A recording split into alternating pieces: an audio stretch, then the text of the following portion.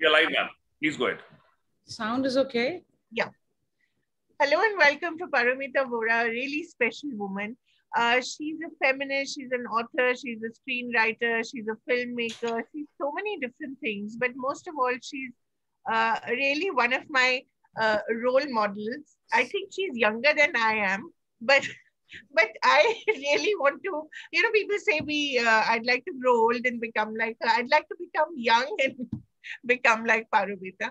She's really a delightful woman. I don't know her that well, but I've been following her writing and her work for so long that sometimes you feel you know a person.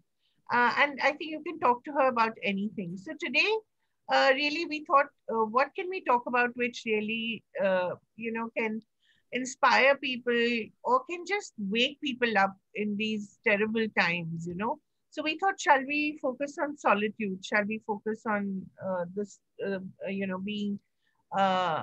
being solo, being alone?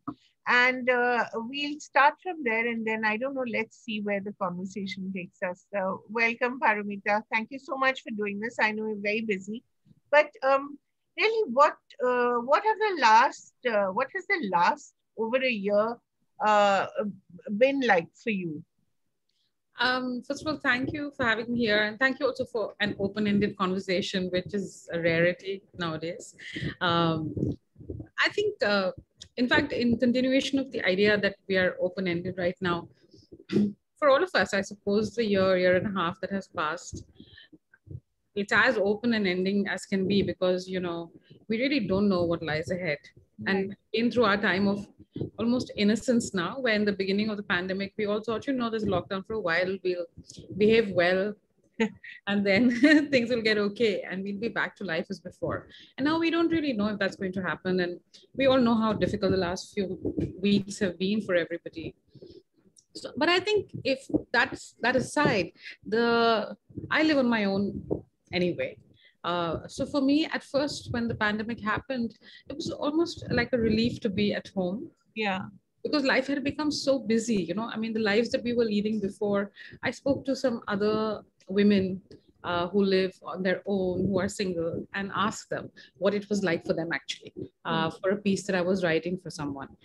And so many of them said that, the one thing, I had gotten tired of going from place to place, right, from one talk to the other. And now I just had the time to enjoy my home and my solitude. Right. So I think for people like us who chose to be so in solitude, who chose some kind of solitary existence in one way or the other, either as independent filmmakers, independent artists, or by virtue of being single people, there was a way in which we inhabited our solitude again, I think.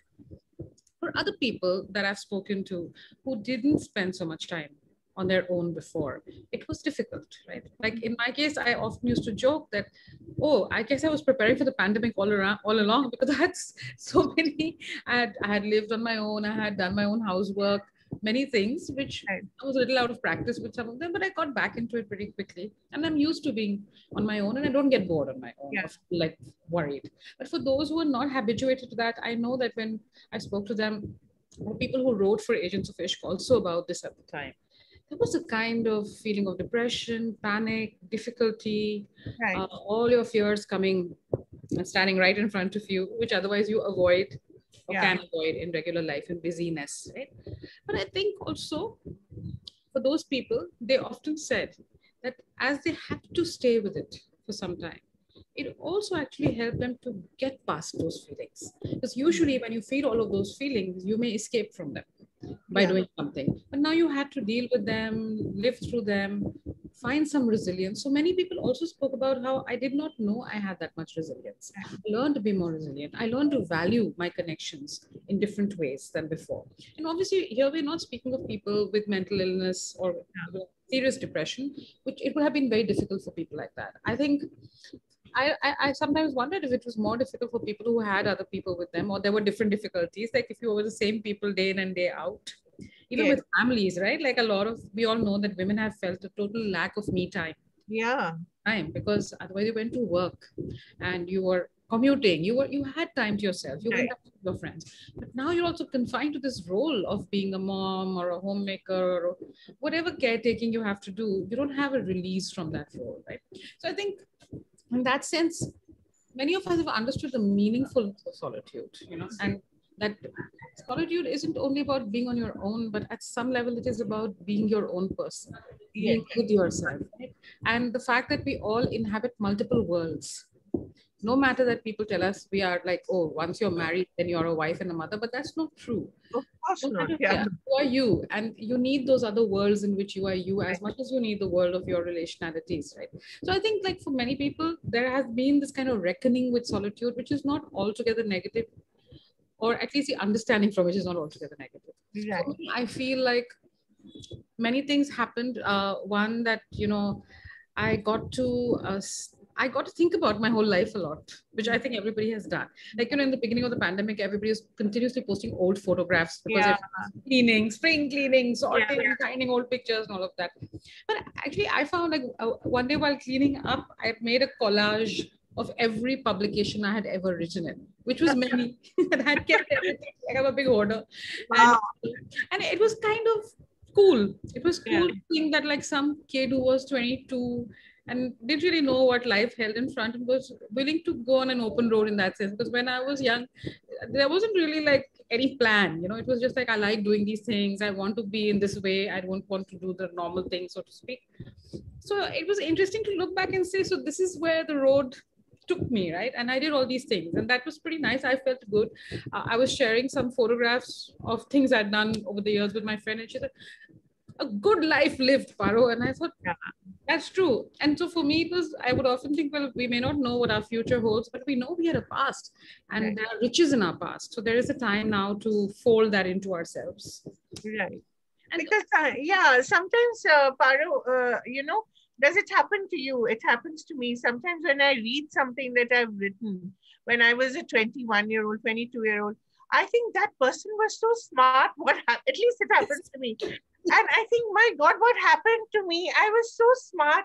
I think you were so sure of yourself and the world at that point. And I think you were so passionate about what you were doing that you had that certainty. So maybe one writes like that. But I keep thinking to myself, I used to be much better. What happened? I think, like, one of the things is that, when you look at your old photos, you're always better looking than you thought you were. Of course. I didn't think I was fat. I was pretty okay. And you're also always smarter than you thought you were in your old stuff. Yeah. I mean, this really resonates for me because whenever I read my old stuff, I'm like, my goodness, I used to write pretty well. What happened to me? Yeah. I think, like, I was wondering about that. So one thing is that, once I interviewed Bajendri Pal for something, and she said that the first time that she climbed Mount Everest, she was not scared. She said the second time I was scared because I knew all the things that could go wrong, right? That's right. Yeah. So perhaps, I think, like, a lot of what we do now, we think a lot about it. I also think it's true, at least with writing and doing work that you put out in public. The internet is a scary place at times. You're always so anxious that you may say the wrong thing or you may be thoughtless. So I would say the good part of it is that it makes you think, to question your assumptions. It sharpens your thinking, it sharpens your politics. So I feel on the whole that's good.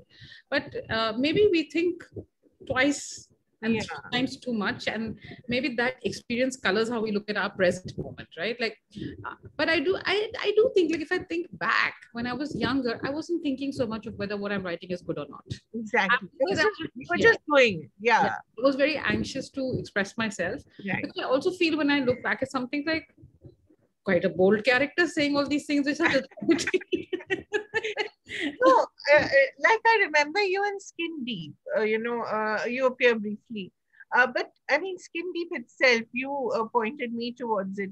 I mean, of course, we say this often, how ahead of its time, but that truly was ahead of its time. Here you were talking about issues of, body image, talking about how it affects women, how men perceive you. These were things, I think it was the late 1980s. These are things we didn't really understand. At least, my generation just went along, we didn't really quite think so much about it.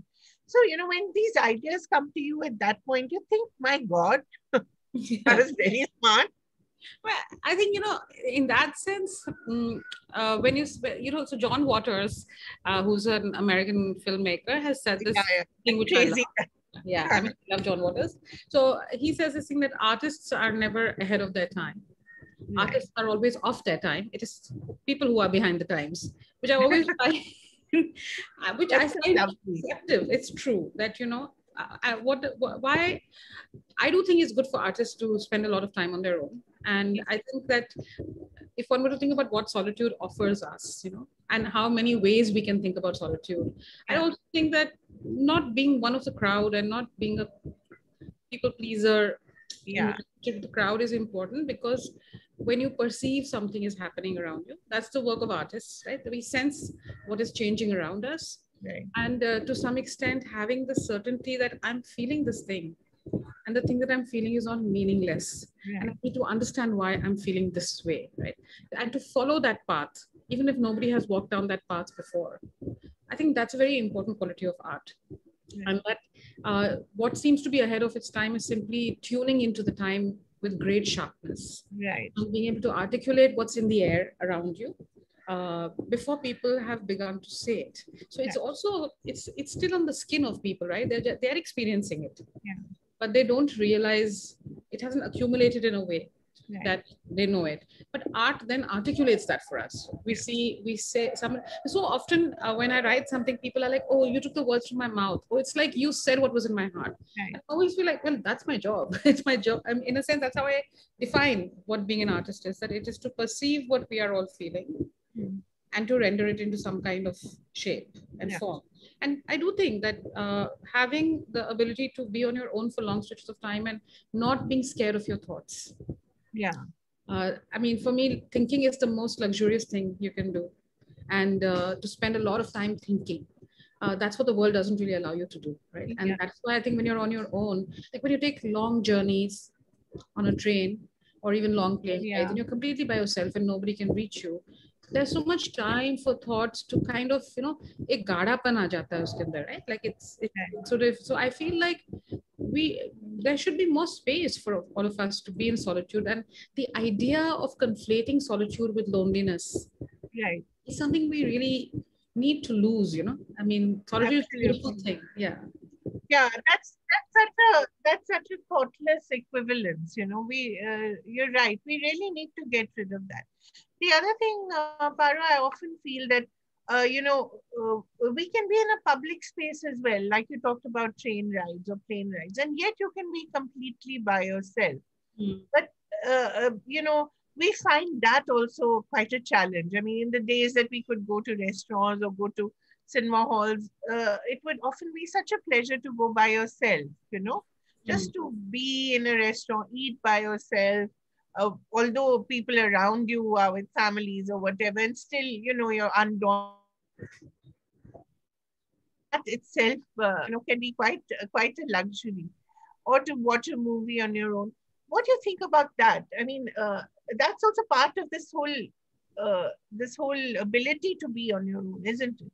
I think like most people feel quite scared to eat alone. Like many people say, I haven't gone to a movie because I don't have anyone to go with. Yeah. So I think like for me, I mean, I was quite an odd kind of young person. I was not a very cool person. And I was also awkward. And I also began to stay on my own when I was very young and had very little money. So it's not like I could hang out with a gang and go out all the time. Like I just couldn't afford it. And anyway, I wasn't that way. Like I wasn't so I didn't conform enough to feel at ease doing many things that other people did in groups, right?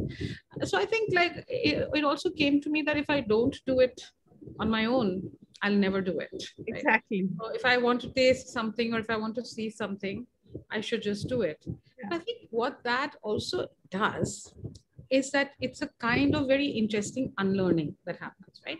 That just by the act of doing things on your own, because I think you do feel a bit awkward in the beginning. You feel in the beginning, you have to school yourself, And especially when I was like, when you're 22, 23, which is how old I was when I began living on my own, you anyway feel everybody staring at you and thinking you're strange. Which I was. So there's a deep self-consciousness when we are young, right?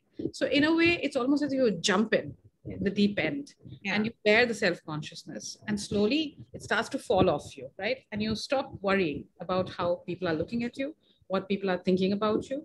So I feel it's a great practice in a way to Yeah. stop thinking about how people see you Yeah. and start thinking about what you want to be and what you are. Right. That's the one thing the world never teaches us. The world Yeah. is always telling us how to be in relationship to the world and to So society. yeah. What am I in relation to myself? Like Yeah. education isn't teaching us, telling us to think about what person you want to become. Right. Education is always telling you like, what do you want to do? How do you want to succeed? And how will you achieve that success? Right. But the idea that what kind of person am I? Who am I really? Yeah. What do I want to be in the world? And how do I want to be in the world? Those are not questions we get asked. So Right. doing these things on your own, like seeking any enjoyment on your own, I feel, teaches you that enjoyment is not linked. You need not fear being on your own. Right. And therefore, you need not choose connection out of fear. You Yeah. choose connections that you genuinely enjoy. Exactly. I mean, I'm making it sound beatific. It doesn't mean your life is not full of drama and whatnot. But I'm saying that you're not acting out of fear of being alone, right? When after that. So I do feel that being able to enjoy time by yourself is very liberating, you know. And it's also, I think, a metaphor for the many other things you'll be able to do by yourself if you can. Right. But sometimes when younger women come to you, Paro, do they ask you, I mean, what sort of questions do they ask you? Let me put it. Do they ask you about how can they be like you, or do they ask, how, for instance, um, my question to you is always, I've always wondered, how does your mind work? You know, Who knows? so in the sense that how does a mind see these patterns, or how does it see, how do you connect the dots between different sorts of events? And because you're not writing about just one thing. The other day I was talking to a journalist, and he was saying, this whole idea of domain specialization has really killed the ability of journalists to think across spectrums, and then one feels self-conscious, may I write on politics, or may I write on the economy? But our minds are not like that. He was saying, and which is true, our minds are not like that. They don't ask before they want to think about politics or the economy. So how does one train one's mind to think across spectrums and not be afraid? Also, it's a sort of it's a leading on from this ability to be on your own to also think independently. I mean, I think it's a good question. Like, it's on the one hand, there's always some mystery about how one's own mind works, right? It's a mystery that I do feel like one of the things I always teach when I'm teaching writing is that it's good to know yourself. It's good to know your subject, but it's good to know yourself, right? Because it means if I am repeatedly interested in something, why is it interesting me so much? Right. Be attentive to that. So I do think that this idea of being on your own teaches you two things. It teaches you to pay attention to the world. Right. And it teaches you to pay attention to your own responses. Yeah. So I think that, but I don't want to mystify all. I mean, there is something mysterious about the process of art and thinking, which is truly beautiful because it happens on its own in a flow. But like music, it has a structure actually. And then as you keep doing things, you learn that there are some processes that you follow to do the work you do, right? And I think that one of the things is, I'll go back to a different question that I have been asked at other times, and which I didn't understand was so formative for me, right? So the one time, like one or two times, I've had friends say to me when they overhear me talking to my parents, or if I would talk about my parents in some way, that, oh, your parents hugged you that much, or, you're joking with your mother about X or Y thing. And I'd be like, yeah. So I didn't understand for quite a long time that I'd not had a very typical upbringing. By which is, I don't mean to say, I don't think my upbringing was extra unusual or anything. Like I just came from a less regular but middle class family. And, but I think what was very different in my home, which I now understand has formed my entire life and way of being, was we were constantly encouraged to do things we liked. It's that simple. Yeah. That whatever is pleasurable or enjoyable is not forbidden. But in most households, it's apparently not like that. Like now I know that it's not so. So, one thing, like even I remember there was always a lot of poetry and music around us that my parents had liked, but it was not really given to us. Like there was none of that. Like, you know, sometimes I Your hear, mother was your mother's was an actress, right? no, my grandmother was an Your actress. grandmother was Asha Lata Biswas Yes. was your Yeah. grandmother. My grandfather was Anil Biswas, the composer. So all that was there, but I mean, we were not very conscious of it. To be honest, it's not like sometimes I also meet people who come from, you know, the slightly secular elite kind of households. And then I'm like, oh, they were being taught all these things, but we were not really being taught. Like my entertainment was Sunday movie on Doordarshan. And during the time that we lived in Secunderabad, my dad was posted there for some time. I used to even watch the Telugu movie on Saturday, though I didn't understand it, but it was a movie, right? And Yeah, yeah. watch TV. So yeah, so it was really that and reading books and just ordinary things that young people do. But I think like we were never actually there was no instruction that this is the kind of book you should read. This is what you should do. But you know, we read a lot of comics. We were not stopped from all that. We listened to the radio. So I think that when you proceed from a place of saying what you like, Yeah. you'd start to do that early in your life, and you're often encouraged to say what's your favorite color, what taste do you like. Right. Oh, went to the people's house, did you see anything beautiful in their house, did you Yeah. see the painting, it was really beautiful. So this attentiveness to all of these things, I Right. feel it's extremely non-hierarchical, it's very inclusive, it encourages you to think for yourself in a very simple way. Yeah. And as you go through life, you become habituated to observing the shape of things. You know, why do I like that thing? How can I get more of it? There's no secrecy in liking, actually. So Right. as a result, it becomes a habit to identify what you like, what you're liking, and then what you don't like and why you don't like it. And I think that over time, when you understand that, I mean, for me, what is interesting to me is the shape of things, right? Like Right. I'm not actually interested in topics at all. Like I feel Huh. very extremely bored when people want me to talk about any topic because I feel it's very padhak type of. It's like sitting for an exam, कि science ka topic hai, chemistry ka topic hai, right? But I'm really Huh. interested in ideas, right? And Right. actually, for me, every film is really about the shape that that film takes, right? Yeah. Like what will be the form of this film? What will be the shape? And how will this shape render some new understandings? So even Agents of Right. Ishq is like, you know, how should we shape this project? That what we understand about people will be different from what we understood before we went in. Something that we are sensing. How can we find a way to bring that out? You know?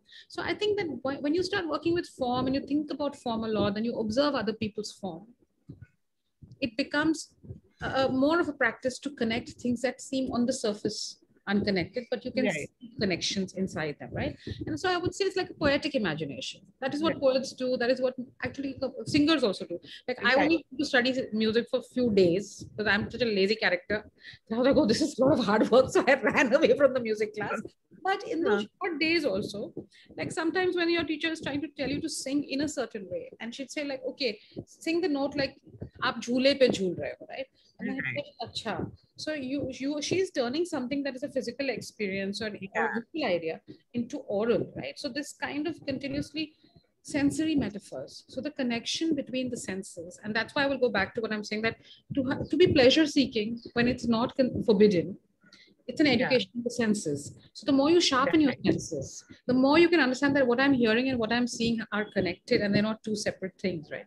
So I think Right. as you keep doing that, you do become a little bit more sure that that is meaningful. It gives you confidence in your own sense of something. Right. Right? So I don't know if that answers your question, but I think yeah. And then also that you're not positioning yourself as an expert on anything. Like if I Yeah. write about something, I like that's why I also don't agree to write about things which are only topic oriented, unless I genuinely know a lot about that topic, right? Which is very few things actually.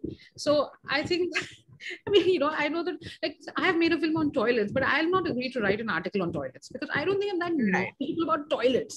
The film on Yeah. toilets is really a meditation on what are cities, whom are they being made for, and you know, so it becomes a kind of metaphor through which you're trying to understand something else. But I think how do we create more space in the world for that way of thinking is a question. Yeah. That Yes. And what is this called? This thing that I'm doing, there's no name for it, so people struggle. yeah. Like Yeah. they'd be more comfortable if you say you're a filmmaker and a writer, which is why I only write that in my bio. But actually, I've done many different things, but I don't. Yeah. Things are not connected. Like I think they're all one thing. It's the same as the other. So maybe, I mean, I sometimes use the word artist when people say thinker. It sounds very bhari. so I don't sound like very dadiwala. But the thing is, what is That's the another thing. Our image of public intellectuals is also dadiwala, na? Why is that so? We are not supposed to have fun while we're talking about ideas. Why? Why does it have to be such a burden? well, I mean, it's like a pleasure negative world, right? The thing is Yeah. that we have been taught that anything that is enjoyable is not serious. Yeah. Whatever is serious can't be enjoyable, right? So the thing is, I definitely do feel I have suffered through my whole life by not being taken very seriously. I mean, it's hard to take me non-seriously, but by not being taken too seriously because it's fun, because my films are fun, or because what I'm writing is funny, or because it's done with a light hand and it's Right. not done in a ponderous fashion, right? So Right. sometimes it pisses me off, like especially in a conversation, people might sometimes be dismissive because you're that funny feminist, you Yeah. know, you're the cabaret dancer equivalent of thinking kind of thing, item Yeah. girl. And sometimes if I feel That's so very, annoying, isn't it? I mean, first of all, what's wrong with item girls? They make the Yeah. film worth Okay. Yes. watching. Pehle to wo right? So why is it any lesser than the crying lady in the film? But the thing is that that idea that it's not important what you're saying. Yeah. So it really bugs me sometimes. My friend jokes, yeah. Then you decide, okay, now I'll be like, you know, I'll open my mouth like Vishnu and show the universe to you in my mouth. So sometimes I do decide to like be very. Or I don't know, to put it better, once somebody was a little bit offhand with me on a panel and I got angry that they were minimizing what I do. So I suddenly started quoting theory and talking in the way that people don't expect me to talk, because I don't want to talk that way, but I want to be inclusive in what I say. I want to connect to people on the basis of life and experience, not only on the basis of theory, right? Although I think theory is great. I love theory. I read a lot of books of theory. Right? So after I had finished speaking on the panel and the other person was a little bit stunned and quiet, my friend came to me and said, Paromita, must not kill everybody on one day. So I was like, yeah, but what does he think I am? So, you know, I mean, but of course, it's more a reflection on how the world teaches us to think and slot people, and doesn't equip us with the ability to look at something and understand what it is. And even when we understand it, not necessarily publicly have the confidence Yes. To to articulate. praise it or to praise it. So, Yeah. for example, I Yeah. also do know that, you know, it's a very courtesan-like thing, right? That there are many people who love my work and love me, but in public they would like to say the great people are always those who are more acceptable, more respectable, less pleasurable, not necessarily less accomplished, but less pleasurable, right? So I think, yeah, like now that I'm growing older, I've become quite shameless and I say these things. But of course, when I was younger, my mind was also a bit colonized into feeling like I can't say this about myself, you know. Yeah, yeah, Right. they must be right. Yeah. Maybe my work's not all that great. Like I used to also think that a little bit. Yeah. Yeah. How did you develop that confidence? I mean, Just age? like I think, like, you know, one thing is that As Dharmendra said, it's the mileage. What? It's the mileage, not the age. is it? Oh, I have a lot of mileage, that's for sure. Very hard work. I think that confidence comes and goes in everything. I don't think that it's a static thing, right? For all of us, like our belief in ourselves on a daily basis, it ebbs and flows, right? Some days you feel like, oh my God, look at so and so and what they're doing, and look at you. Like the other day, I said, Exactly. No, that yes. happens to everyone. And I think that's okay. And some days it But can it be should hard. happen. Yeah, I don't know about the should and shouldn't, but I think some days it's hard. Some days it's not so tough. You can like shrug it off. Some days you make a connection with people, or you suddenly you get an email from somebody that tells you how much your work meant to them, and it makes you feel really happy.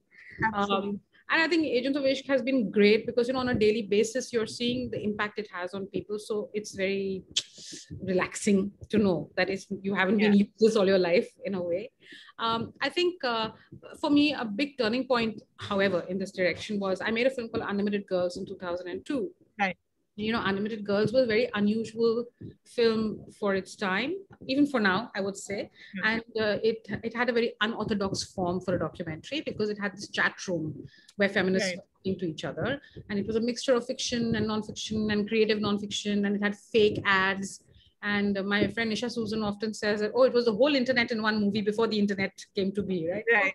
it had all of that kind of stuff. And, you know, while making it, I made a film, like the kind of film that I felt reflected my life. That's all. I was 31, 32. And at that age, you've lived, like I had lived 10 years on my own. I had worked for 10 years. So there was this, like I was bursting to say things in a certain way. I wanted to make a film about feminism, which mattered to me, but I also wanted my yellow nail polish to be in it. I also wanted my house with this like red glass heart to be in it, going to the fish market, all the things that had made up my feminist life.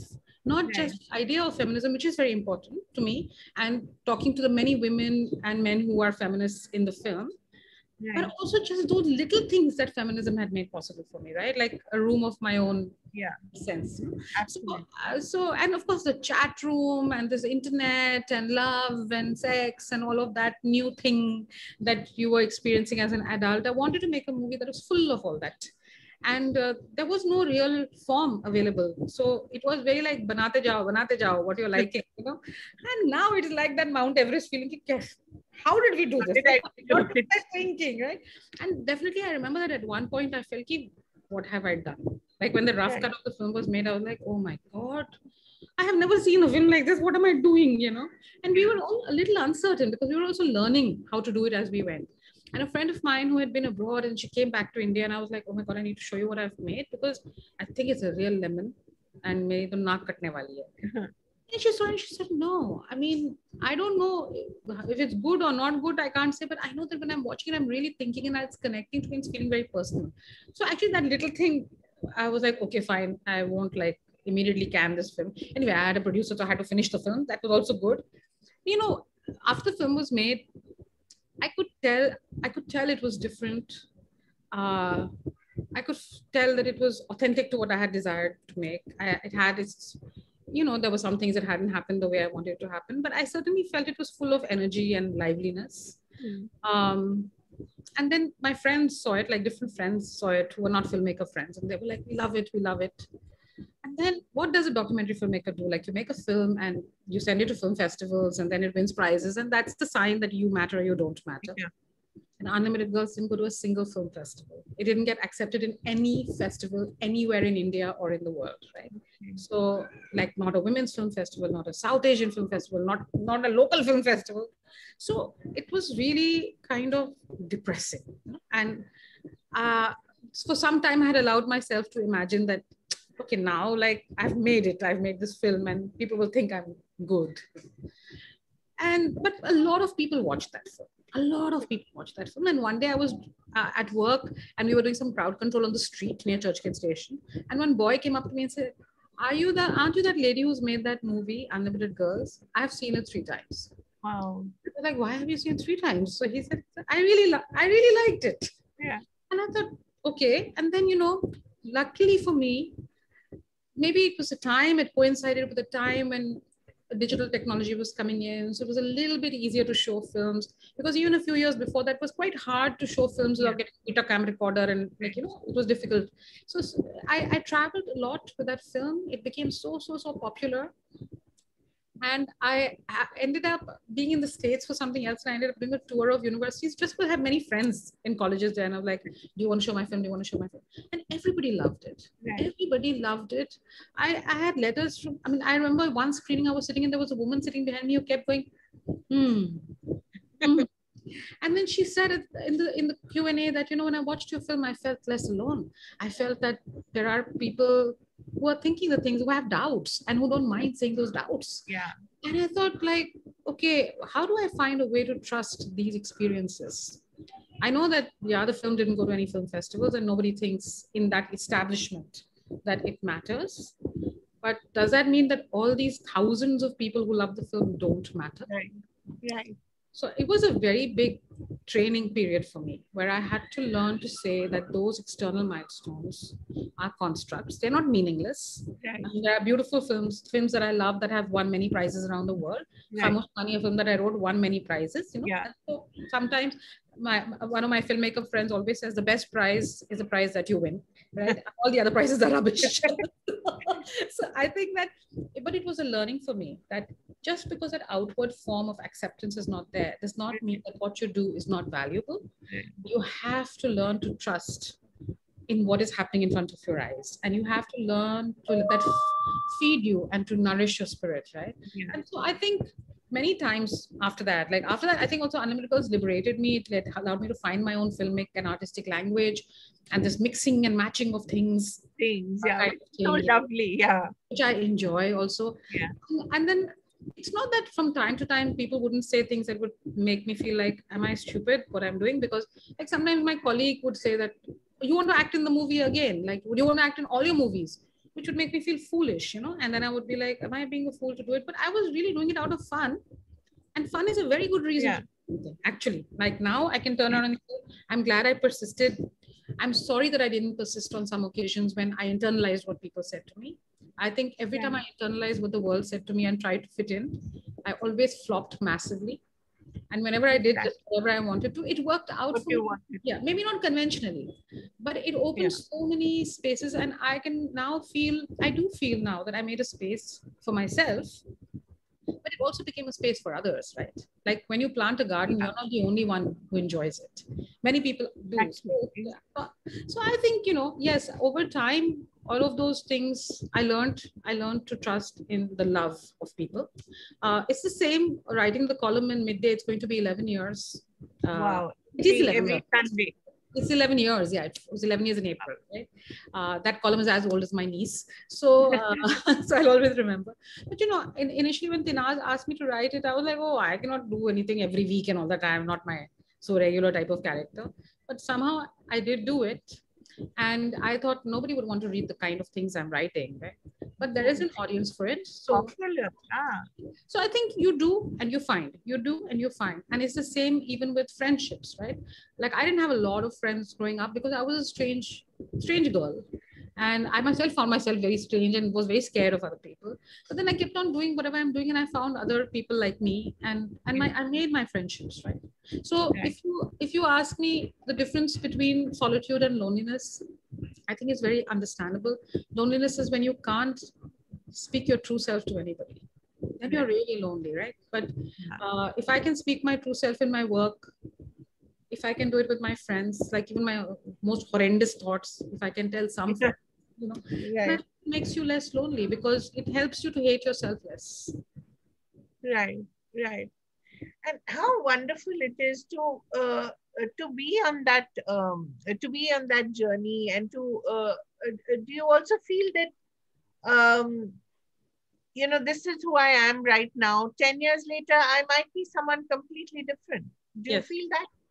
I absolutely do feel it because the thing is that, you know, for example, Agents of Ishq is I've been doing it for 6 years. I've in my whole life never done anything for 6 years, right? Like I have Yeah. always gone like from thing to thing, and I don't like being like bound to one thing for too long.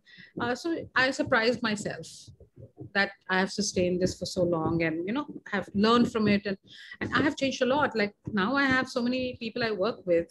I was so used to just being just me and my team and just making my films alone. Now it's like people writing into you. There are others whose art you have to think about and make a space for. I didn't really know that I had it in me to do it. Maybe I didn't, but and I had to do it, and I found that part of me. I don't know. So I think like, yeah, every few years some change happens because the world changes, you respond to the world, and you Right. change, right? So that keeps it a little exciting for you also, that Right. I mean, in fact, I get depressed if I think this is how I'm going to be forever. Then Yeah. those days I feel, okay, this is it, like that's it, this is where you reached. Yeah. So yeah. And also, I was just wondering, of course, now it's fashionable to work from home and to work on your own. I mean, not fashionable, but we have no choice. Yeah. So you've done this now. You've been independent for the longest time, and a lot of us, were not able to do that. There was always that fear, what will you do if you step out of the establishment, if you stop being a corporate man, a corporate individual. And a lot of us just stayed in this sort of behemoth, in these media behemoths, thinking that, okay, that's the way to be. What else can you do? Because that fear of stepping out and trying to do something on your own is quite enormous. Yeah. You never had that fear. You never had that sense that what will happen. I mean, fear is part of your everyday existence, right? Like you always worried, like, will I get another job? You know, when you're young, you're always worried about how you're going to survive. But I think, like in my case, I still do. I mean, now I the still do. now you worry more, right? Like when you were young, like what were you think? Like you didn't have an EMI or anything, so Yeah. you didn't have to worry as much, maybe. But I think that, for me, I didn't really see an option, to be very honest. I think that I would have died if I had worked in an organization. I just really didn't fit in anywhere in my mind, right or wrong. I really needed to be on my own to understand who I was and become that person. Like it was a very, very big need for me. I'm not saying it has to be for everybody. It's really very personal thing. And I think that by being on my own, I actually became happier. I became more myself. I became more cheerful. And also, I think I became more confident, not in the way we understand confidence, but just that, I'm going to do this. I can cook dinner for somebody and they will enjoy it. I can have friends. I can imagine I will do certain things. So for me, that space was important. It was important for me to go completely outside in order to become something. I think that even now I struggle with that. Like I still struggle with the fact that I don't think mostly people understand what I do. They don't get what I do. It's kind of marginal, even if I have managed to make a space for it. So there is a way in which to be understood and to be asked to do something as per that understanding, right? Like so many people come to me offering that I should write a script for them, and it's always about some like highly nari teri yahi kahani kind of story, and I'm like, guys, you just don't get what I do. I don't want to do that. So I think, Yeah. like for me, that's very difficult situation. Like some people don't get, they're very detached, but I get very affected by it. So I think I needed to be on my own for that. Working from home, I mean, I lived in a one room place and I made 4 films out of that place. So I was very disciplined about, I had an assistant who used to come every day to work also. And I used to cook lunch for her and myself. And we used to work in that one room. So, I mean, I think like I learned to make do with a lot of things. I mean, I think a bad habit that can happen from it, that you're always making do instead of wanting more, which I'm pushing myself like to Yeah. be more ambitious, more greedy, didn't come easily to me. And I think that for me, there's a reverse journey than most other people, which is I had to learn how to, I'm still learning how to be comfortable in, organization or in structures. Like now I can be in the structure without getting drowned out by it, but Right. I'm not habituated to it. So actually, these 6 years of Agents of Ishq, I've actually gone to office. Like we have an office now, and so first in my life, I'm going to office every day, reluctantly, but I go. Right, I have a lunch box and all of that kind of thing, which was very exotic for me. But having a lunch Yeah. box, So I think now I am having that reverse journey than other people, perhaps, and Right. that's also life's balance, right? That we become whoever we are wherever we are. I think for many people who worked in organizations, they learned different things, they learned Yeah. different skills, and now with that confidence they're on their own, right? And I needed to I, have the confidence of being alone to be with other people, so that's where I'm at. yeah, but there are still days when you still have to, in my case, lock yourself in the bathroom because it's the only place that you can actually be on your own. It happens like that. Also, I was just thinking for somewhat older people. Like I look at my mother, Paromita. She's now been on her own for 14 years, and no matter how much you tell her, she will not come and live with any of the kids. She likes her own house, her own space. My father passed on 14 years ago. But, there are days she says that she doesn't hear a doorbell ring. She doesn't have a single person to talk to. And she was saying those days she struggles. So there are things that I can see that she's struggling with that. And then when she hears me call her, she hears my voice, suddenly everything is fine again. But that does happen as well. And Yeah. so you have to be a little careful of that. So she immediately starts reading something, distracts herself, and she's fine. But there is that danger of just slipping into that uh, uh, you know Becoming disconnected from the world, not yeah, because you yeah. disconnect yourself, but that's the way the world is arranged. The world is disconnected from you. What do you do? I mean, I think it's a genuine difficulty that is, as you're saying, especially older people have, but not only Yeah, older people. Like right. even if you were to move to a city as a very young person and be on your own and not know anybody, you would It can confront happen something like too. that. Yeah, So, but I think all of those things really raise questions about what kind of societies we want to have. yeah, I think if we cannot use this time to think a little bit about it, then suffering doesn't add up to anything, I guess, is what we learn. But I think we know that we want community. yeah, When I say solitude, I never think of myself as not connected exactly. to other people. When I decide that I don't want to have children, I don't see myself as not connected to children, Yeah, whether it's the children of friends or my niece or children in general. Like thinking about what should this world be like for the yeah, children who are in that's it. for them. Yeah, Yeah. So I think that the questions of older people and what it means to be older is really something that we'll be debating now. I see in the coming years a yeah, lot yeah, for the simple reason that those old roles where you once you had children, then your children got married, then they left, and then you became an older person who's not doing anything. Those things have dissolved. yeah, Now you're seeing people of all ages doing all kinds of things. exactly. Yeah, and that idea of an older woman is not present in the popular culture, An older single woman, especially, you but know. it's present in the culture. Let me Yeah, say that I think that there are a lot of women who are on their own. Most of my women friends are on their own. Either they're single, separated, divorced, something or the other. Very few are not. Many women I know think about themselves more yeah, as whole people who want to experience something of themselves before their life is gone from them, right? So, exactly. yeah. So I think that we'll start to see things, we'll start to hear those Yeah, things, and maybe we'll start to then reimagine also what our communities will be like. I right, think at earlier times, there was a space actually. Like if I think back, I had an aunt who's widowed.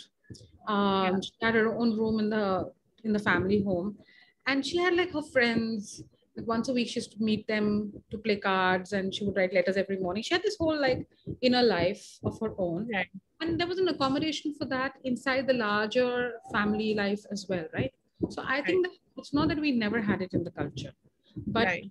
with migration, with nuclearization, a lot has changed. It has been tough.